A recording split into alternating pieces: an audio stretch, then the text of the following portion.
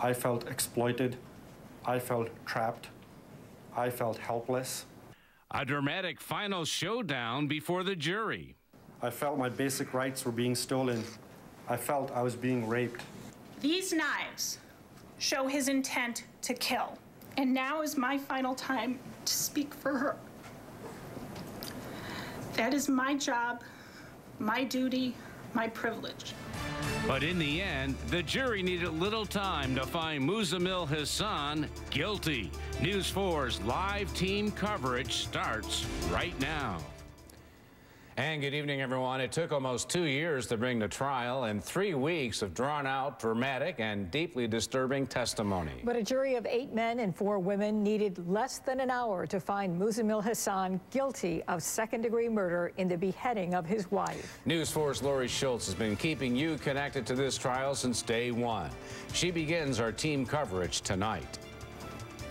There's a disconnect between what the outside world is seeing and what's happening privately. With more than 6 armed deputies seated in the courtroom, Muzammil Hassan stood before the jury and once again painted himself as the victim. The prosecution has never asked the question, who started it? They never asked the question, who started it? That is the core question that needs to be answered. In his 2-hour closing, he told jurors again that he was the victim of battered spouse syndrome and that he feared his wife. On the night of the slaying, he believed that she was armed with a knife. He likened his marriage to living with a terrorist. This was torture, not love. This was torment, not love. I felt my basic rights were being stolen. I felt I was being raped. Ladies and gentlemen, this is not a divorce case. This is a murder case. Prosecutor Colleen Curtin Gable revealed in her closing that Asia might have been conscious when the defendant started to behead her. She showed more disturbing photos of the 47 stab wounds to Asia's torso and the bloody decapitation. It shouldn't have taken until after the 10th, after the 20th, after the 30th stab wound to realize she wasn't a threat. Prosecutors had argued that the defendant lured his wife to her death because she dared to file for a divorce days earlier. Curtin Gable choked back tears toward the end of her summation. And now is my final time to speak for her. That is my job. It is time for this defendant to get his due. The jury deliberated for only about 50 minutes, convicting the defendant on second-degree murder. Mr. Hassan was quiet. He listened to the jury, accepted their verdict, and again, he has legal remedies after that. Immediately after the verdict, Hassan was handcuffed and hauled away to the Erie County Holding Center. He is expected to file an appeal. And the defendant is scheduled to return to court on March 9th. That's when he'll be sentenced. He faces a state prison term of 25 years to life. Now, Laura, you've been covering this trial since day one, right from the very beginning. What was it like to be in the courtroom this afternoon for closing arguments? You know, you really did get a different feel for sure today. I mean, first with the defendant, I mean, he's clearly fighting for his life. He had to make a great impression for this jury, and he really tried to do so. You really got the sense that he truly believed that he's the victim in this case.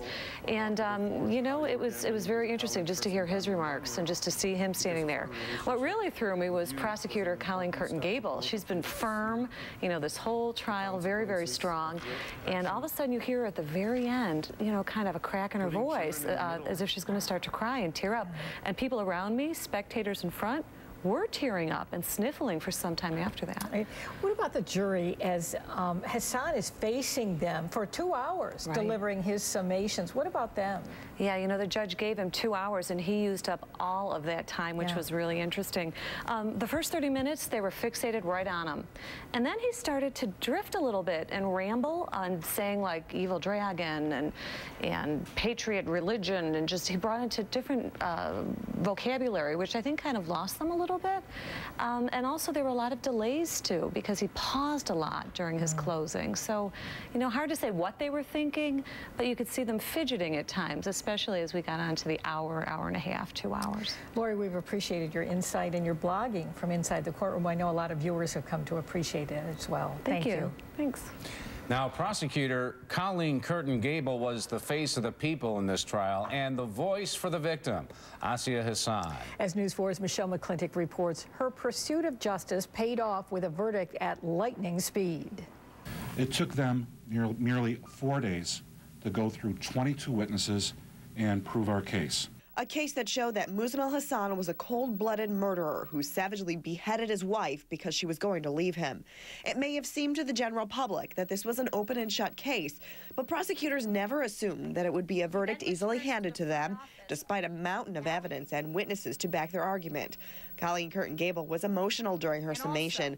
This is a case she's been working on since the night Asiya Zubair was brutally killed. And there comes a point where, although you look at cases very clinically so that you can do your job, that you do think of the victim, the person that she was, the person she could have been, the children she left behind, and the person who did this to her. And it does bring out an emotional reaction in you. You can't help it. Jurors saw the brutal crime scene photos for the first time. The viciousness and the savageness of this crime. I mean, I don't know if you've seen the pictures. They speak 1,000 words. Prosecutors talked about how the people's case actually benefited from some of Hassan's cross-examination. Everything Dr. Horowitz said supported our theory of the case, and what really sort of surprised me was the defendant was reacting as though he was getting information that would benefit him. Curtin Gable says it's the first time she was up against a pro se attorney. Hassan's inexperience and lack of courtroom etiquette showed, often frustrating the prosecution. Maybe I got a little heated at times, but I think he deserved it. Now, many are wondering why the prosecution didn't seek a murder in the first-degree charge. Well, that's because in New York State, the charge would have to include an additional aggravating factor, such as a contract killing or the killing of a police officer. Don and Jackie. Well, Michelle, you were our eyes and ears in the courtroom when the verdict was actually read today. Could you see Hassan, and what was his reaction?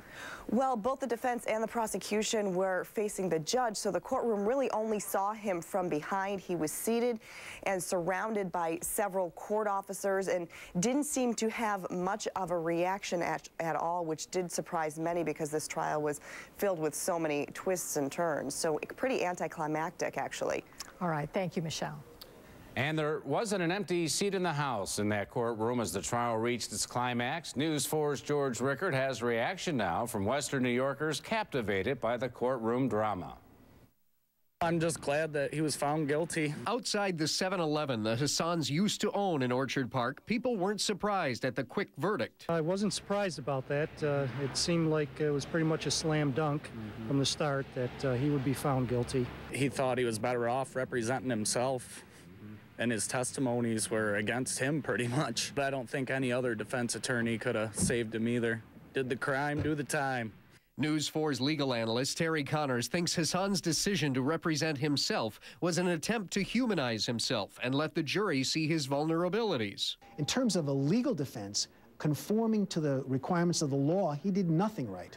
He wasn't able to get his proof in that would support his defense. He didn't meet the standard criteria that's required before you can advocate that kind of a defense. So from that standpoint, really, no, he didn't help himself at all. I don't think any of us were convinced that he resembles a victim. I know what it feels like to be abused. Nashia Dubeishi is a domestic violence survivor herself who came to watch some of this trial. She believes Asiya was just trying to save herself and the kids. And being subjected to abuse like that, you're alone. You're alone inside your house. And you're ashamed because you don't want anybody to know that you're being abused. Also observing from the courtroom today was a representative of the Family Justice Center in Buffalo, which helps women escape domestic violence situations. You can find their link on WIVB.com. Reporting live, George Rickard, News 4 at 11. So what's next? As Lori mentioned earlier, Hassan faces up to 25 years to life in prison when he's sentenced on March 9th. His legal advisor, Jeremy Schwartz, says he plans to appeal. And you can watch today's closing arguments in their entirety, along with all our coverage of the trial on WIVB.com. Also tonight, police in East Aurora have charged 2 men with raping a 12-year-old girl. Detectives tell News 4's Milas Hairston the suspects met the victim on a social networking website. East Aurora police tell me 19-year-old Robert Bogas Jr. of Amherst admits having sex with a 12-year-old East Aurora girl. Police say he used the website myyearbook.com to meet the child. Authorities say the same is true for 25-year-old Stephen Ziamek of Depew. The lead investigator tells me the girl became online friends with the men, exchanged phone numbers, and eventually agreed to have them come individually to her home for sex. Police tell me the sexual encounter started late last year, and on at least one occasion, the child's parents were home but had no idea what was going on. Police tell me the girl would sometimes sneak the men into her home and that she was raped at least 4 times since October.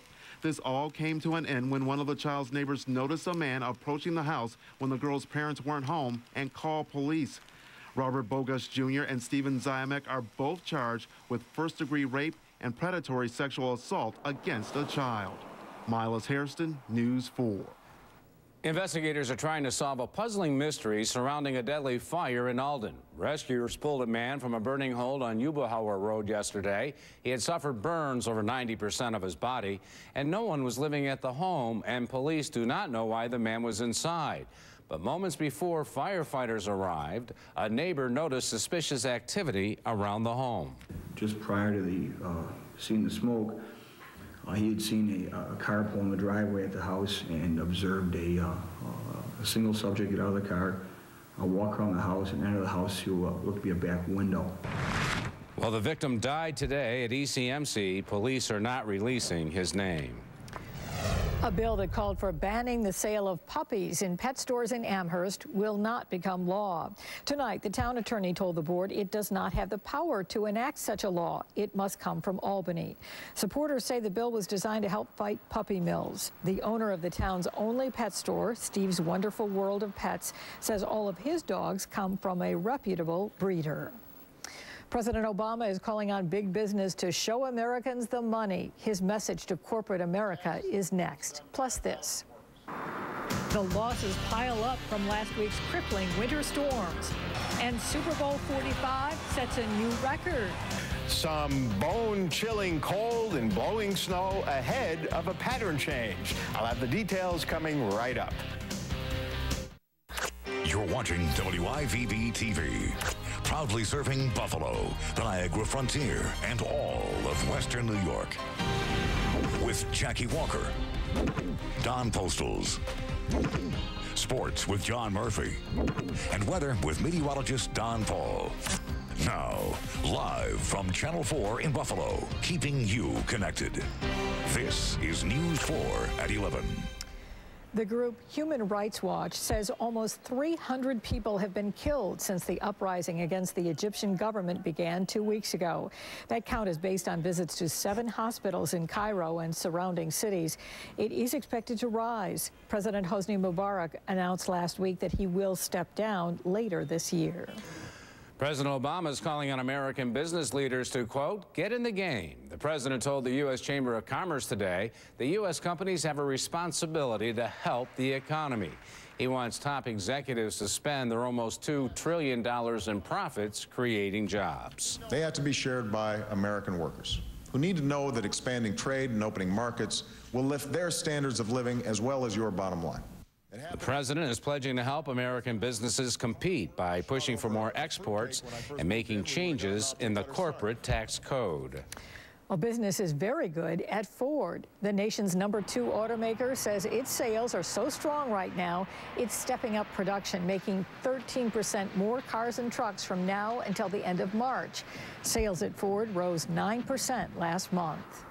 Well, last week's winter storms took a $6 million toll on the nation's airlines. Almost 20,000 flights were canceled last week alone, the most since the government began keeping records in 1987.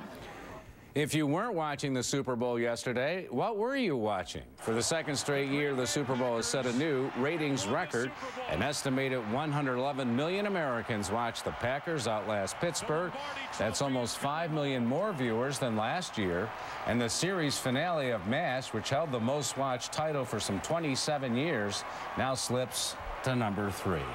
It helped that it was really a competitive game right up to the end. Very exciting, yeah. And Don Paul got a break long enough to watch the Super Bowl, but now we've got snow again, Don. Yeah, winter is back for this week, and then there are the long advertised changes in the pattern I've been talking about since the week before last week. They're still on the way, but you're going to have to grit the chattering teeth you'll have when you walk out the door in the morning for a few days yet, because we are getting our temperatures into a tumbling mode tonight. And while these are not huge amounts of snow coming down, they're more than enough to get roads snow covered and slippery. They are right now. This trailing edge of the snow should be just east of Buffalo by about 7 a.m. In the meantime, the State College National Weather Service office has a winter weather advisory up for our Pennsylvania viewing area. But so there's no confusion, I added slick roads outside of the advisory area because we have them. They're not quite advisory level in terms of depth of snow, but there's that trailing edge, and we're still seeing generally light snow, a few pockets where it's slightly heavier, but note there is eastward progression to that trailing edge of the steadier snow. And then there's a very weak lake response in this bitterly cold air mass that's moving in, and what's really going to make it bitter is the wind that will be picking up during the day tomorrow. Currently at the airport, we're at the day's low now, 23 degrees with a wind chill temperature of 11 because the wind has become significant. Tomorrow it's going to be averaging 15 to occasionally 25, maybe a few stronger gusts. And that wind chill will occasionally have a minus sign in front of it during the afternoon and will be sub-zero tomorrow night and Wednesday. Today's high, we still had that balmy touch to the air during the day, 34, 23 the low. And our snowfall total at the National Weather Service, our official recording site for Buffalo, 1.4 inches. We're now up to 76.8 inches for the season, where normal is 67.8. And of course, South Buffalo and Depew and Lancaster, thanks to that December lake effect storm, had a lot more of a total than that. Here are the wind speeds, still windy up in Toronto, and the wind tomorrow will be sufficient with the bitterly cold air in place to blow the snow around, especially on north-south roads. So I'm not talking about true whiteouts, but there are going to be sudden patches of slippery surface. You're driving along and all of a sudden there's snow on the 990, on the 219, on Millersport, the usual trouble spots. Here are the current readings, already down to 18 in Toronto, and the wind chill temperatures, 11 and 8 here, but down to 1 in Toronto, and that's where we're headed. You can see the coldest there is where that cold shade of gray is, but readings will be in the teens at best tomorrow. The coldest air over the northern plains right now, there's only one warm spot, the southern quarter of Florida. Now, for tonight, slippery roads. The morning commute, still some slippery roads out there. And then as the morning progresses, winds pick up and start producing some blowing snow with that bitter wind chill. Most of the snow falling tomorrow afternoon will be in the hills. And the winds actually increase tomorrow night and Wednesday, so the blowing snow will actually worsen tomorrow night and Wednesday. Here's your Weather Watch forecast. Slick roads, steady light snow, much colder. Morning accumulations by 7 a.m., 1 to 3 inches, 11 to 14. Tomorrow, a bitter wind chill, some scattered snow showers with blowing snow. Most of the snow winding down on the Niagara frontier. 11 to 15, the wind chill averaging 0 to 5 below tomorrow, and about 10 below 0 tomorrow night as the winds increase to 15 to 30, 20 to 30 on Wednesday. Still bitterly cold on Thursday, but during the weekend, temperatures start to moderate some. I've shaved a few degrees off, but we should be in the 30s most of next week. Not the teens, not the 20s. Good. Okay. Well, the Super Bowl MVP is in the Sunshine State. Hear why next on News 4. Plus, the mayor of Niagara Falls has some hardware for James Starks. Another day for the Bulls on Wall Street. The Dow closed up 69 points. The S&P 500 gained 8. NASDAQ climbed 14. Is doing right now as a Super Bowl champ is a hometown hero in the honeymoon capital. Niagara Falls native and former UB football star James Starks rushed for 52 yards against the league's toughest defense. Several relatives were at the game to cheer him on. Niagara Falls Mayor Paul Deister is giving Starks the key to the city when he returns home after all the Super Bowl celebrations. Packers quarterback Aaron Rodgers is celebrating his Super Bowl win and selection as the the MVP in the happiest place on earth. Moments after Super Bowl 45, Rodgers shouted those famous words, "I'm going to Disney World." And the folks at Disney World pulled out all the stops with a ticker-tape parade down Main Street, USA in the Magic Kingdom today.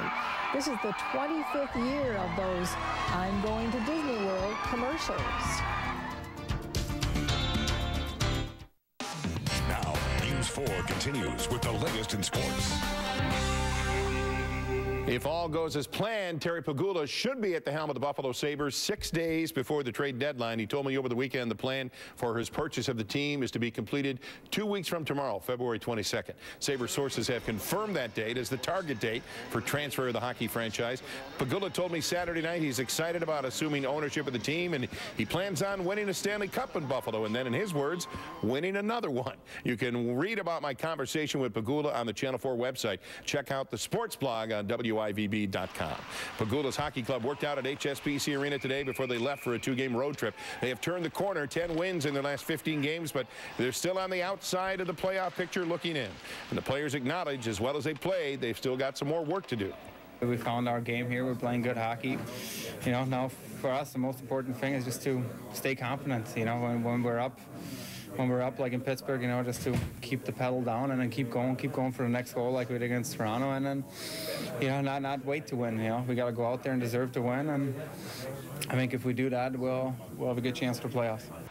Sabres started their 2-game Florida trip with a game in Tampa Bay tomorrow night. Atlanta's one of the teams they're chasing. Thrashers in Toronto tonight, where they honored former Leafs great Darryl Sittler 35 years ago tonight, his 10-point game. Atlanta had a 2-0 lead. Toronto fights back. Second period, that's Clark MacArthur tucks it in from the side. 3-3 game, and then look at this giveaway in the third. Dustin Byfuglien cops it up to Nikolai Kuleman, who scores. Toronto roars back for a 5-4 win over the Thrashers. 9th place Atlanta stays 5 points ahead of Buffalo. Niagara Falls native James Starks did not even play until week 12 of the NFL season, but once he started playing, he had a major role to play for the Green Bay Packers. Starks will be sized up for a Super Bowl ring after last night's Packers victory. He carried the ball 11 times for 52 yards, another solid postseason performance for the UB product. After the game, he had words of praise for his teammate, Super Bowl MVP Aaron Rodgers. He's just a great leader. He's been doing it all year. Having fun out there, just keeping our composure, telling us to relax. We've been through it. We've been through it all. So he's a great captain, a great quarterback. Starks and the Packers flew home to Green Bay today, and they were met by thousands of cheering cheeseheads. They'll hold a formal return to Titletown rally at Lambeau Field tomorrow afternoon. High school hoops, UB coach Reggie Witherspoon in the stands, two of the top teams in the area, Williamsville North and Jamestown. The Red Raiders with the ball. Beautiful quick move down the baseline. Darren Butts, the reverse layup. Butts had 25 for Jamestown. Williamsville North, the inbounds play. It is Edwin Young who lays it in. He had a big game, 14 points, 12 rebounds, but freshman Sterling Taplin had 34. North goes to overtime, knocks off Jamestown 79-75. Jamestown's first loss in league play. They are 11-3 overall. Pretty good game, two of the best teams in the area. Thanks, John. Yep. We'll have your winning lottery numbers when we come back. Here they are, tonight's winning lottery numbers. The daily is 210, the win 4, 4016. The take 5, 8, 15, 17, 25, 37. Well, only a little blowing snow at 7 a.m. The winds won't have come up that much yet. Steady snow exiting east of Buffalo. Slick spots on the roads, 11 to 14. The wind chill 0 to 5 above in the morning and 5 below in the afternoon. And Mike Syka will have the latest in the morning. We're losing ground tomorrow, yes. rapidly. Well, News 4 is keeping you connected to the latest news, weather, and sports on WIVB.com. The Wake Up Crew will be right here at 5 a.m. Thanks for being with us, and have a great night.